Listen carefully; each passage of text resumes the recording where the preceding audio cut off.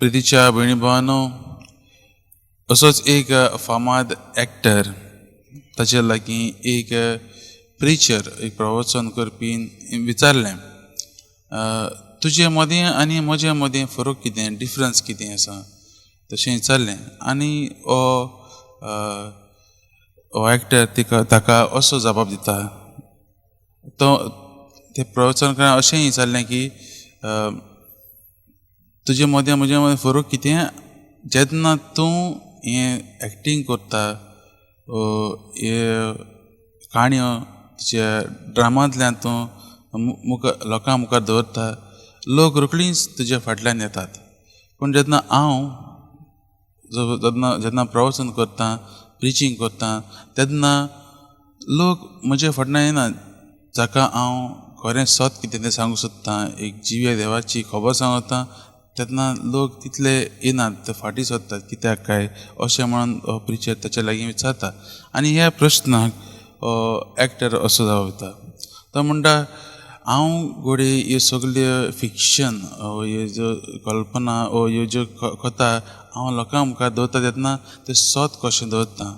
पूण तूं घोडये जें सत जें आसा तें हे सगल्यो ह्यो काणयो कश्योच परगट करता आसत घोडये. ताका लागून लोक तुज्या फाटल्यान येनात आसत घोडये.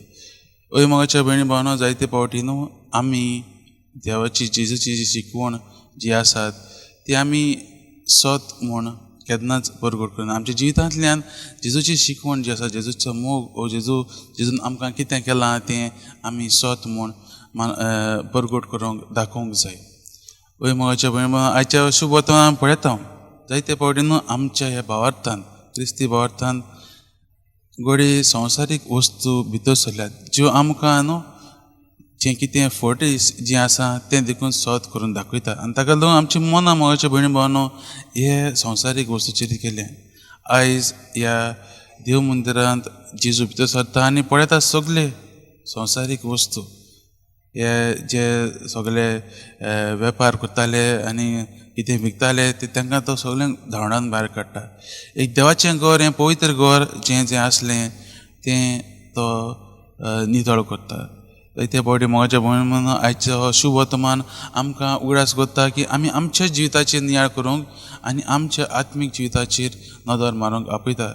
आमच्या आत्मीक जिवितांत मोगाच्या भयणी भावांनो, आमी फुडें देवाची रिती चाली पाळतात आसतल्यो, पूण त्यो आमी बिश्ट पाळूंक जाय म्हूण पाळतात काय, वो त्यो बिश्ट पाळूंक जाय म्हूण आमी त्यो एक कितें म्हणटा तें एक ट्रेडिशन वो अशें रिच्युअल कशें जालां काय आमी चिंतून गरजेचें. आज जेजू आमकां हाचेरूच नियाळ करूंक जाता. संवसारीक वस्तू केन्ना आमचें हें आत्मीक जिवितांत आमकां जायतें फूट घालता आनी आमची खरो फोकस खंय आसूंक जाय, तो खरी नदर खंय आसूंक जाय तें आमचें बिबाड करता.